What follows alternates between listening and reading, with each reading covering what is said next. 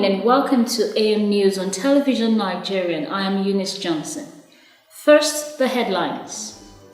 144 Nigerians returned from Libya. Independent National Electoral Commission (INEC) insists only votes will count in elections. The House of Representatives says there is no cordial relationship between it and the executives.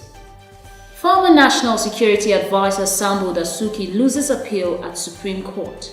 Details after the break. Tune in and stay tuned to TVN, Television Nigeria, broadcast beyond boundaries. Welcome back.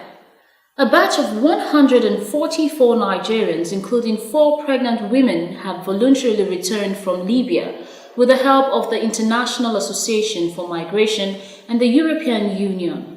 The news agency of Nigeria reports that the returnees arrived at the cargo wing of the Murtala Mohammed International Airport in Lagos at 10:30 p.m.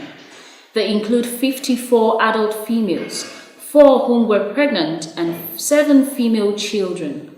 There were also 79 adult males and 4 male children. Southwest Zonal Coordinator of the National Emergency Management Agency NEMA, Suleiman Yakubu, received the returnees on behalf of the federal government. Officials at the airport to receive them were Nigeria Immigration Service, the National Agency for the Prohibition of Trafficking in Persons, NAPTIP, officials of the Federal Airport Authority, FAN, and the Nigeria Police. The returnees were given £100 each to resume life in Nigeria. The Independent National Electoral Commission (INEC) says it will do all it can to ensure that elections in the country are free and fair. The chairman of the commission, Mahmoud Yakubu, disclosed this at an event tagged Social Media Week. He revealed that the commission is putting measures in place to ensure that nothing but votes will count during elections. The INEC boss tasked Nigerians to take advantage of the ongoing continuous voter registration exercise going on in the country. The House of Representatives says there is no cordial relationship between it and the executive. This reaction is coming hours after the Green Chamber frowned at the behavior of the Ministers of Mines and Steel Development, Kayode Fayemi, and his deputy, Bawa Buhari, passing a vote of no confidence on them. Briefing journalists in Abuja, the House spokesman Abdul Razak Namdas said their action goes a long way to tell the poor relationship between the two arms of government.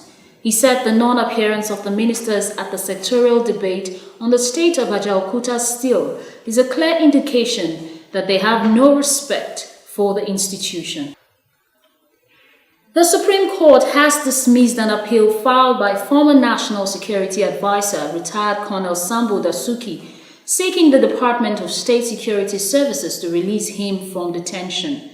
Sambo Dasuki had challenged the validity of his continued trial while in detention since December 2015. In her pronouncement on the appeal, Justice Ejembo Eko, in a lead judgment, dismissed the appeal as lacking in merit. The learned justice held that the case be remitted to the trial judge, Justice Baba Yusuf of the Federal Capital Territory High Court, for hearing.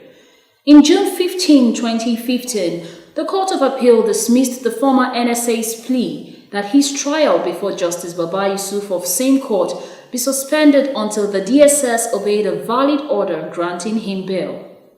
President of the Senate, Bukola Saraki, has asked states to stop the payment of pension to former governors. The Senate President urged all state houses of assembly to take a cue from the Kwara State Assembly assent to a bill suspending payment of pension to former governors and deputy governors holding public positions after office.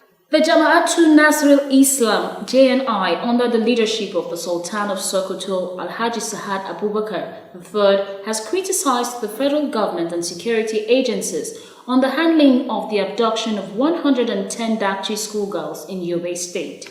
In a statement in Kaduna, the JNI lamented that after 4 years of the unresolved Chibok girls' abduction, the country was witnessing another unfortunate, avoidable abduction of teenage schoolgirls. The group said the latest incident is an attempt to frustrate the girl child education in the Northeast. It also dismissed the formation of probes or commissions of inquiry into the abduction saga, noting that not much has come from such exercises in the past. The religious group called on government not to spare anyone found culpable in the abduction of the Dapchi schoolgirls. Government Girls Technical College in Dapchi, Yobe State was attacked on February 19, 2018, and 110 students abducted from the school facility. And in business, the federal government will reveal the identities of tax evaders starting April 2018. Minister of Finance Kemi Adeosun said this during a stakeholders symposium in Abuja. The finance minister said the government will name and shame tax evaders under the Voluntary Assets and Income Declaration Scheme, which ends March 31st. And in sports, Chelsea's head coach Antonio Conte has fired back at critics, saying that questions about Chelsea's ambition to compete with Manchester City should be directed at the club, not him. The reigning champions are 22 points behind Premier League leaders City ahead of their game at Etihad on Sunday. Conte appears to have cut his teeth in criticizing Chelsea's transfer policy since their title success in his first campaign. The Blues boss had earlier warned that Manchester City's financial possibilities can be better next season. On the foreign scene, 5 Kenyan policemen had been killed in a surprise attack by suspected jihadists near the Somali border. Kenya police authorities say the 5 died when suspected Al-Shabaab militants raided the police camps in Lafi town in Mandera County, northeastern Kenya. The country police say a security operation is going on in the area.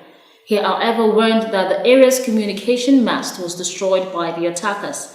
The area has suffered repeated attacks since last year as terrorist group is fighting to overthrow Somalia's internationally backed government based in the capital, Mogadishu. The United States Secretary of State Rex Tillerson is to visit Nigeria. Rex Tillerson will travel to 5 African countries between March 6th and March 13. The countries are N'Djamena in Chad, Djibouti in Djibouti, Addis Ababa in Ethiopia, Nairobi in Kenya, and Abuja in Nigeria. The visit, which will be the first African visit by the current United States government under Donald Trump, follows a scandal caused by the United States president's branding of Africa's states as shithole countries. Either Noah, the United States Department's spokesman, announced that Tillerson will meet with the leaders in each country. He is also to meet with leadership of the African Union in Addis Ababa. The United States Department's spokesperson explained that Tillerson will discuss ways to partner in counter-terrorism, peace and security, and promotion of good governance.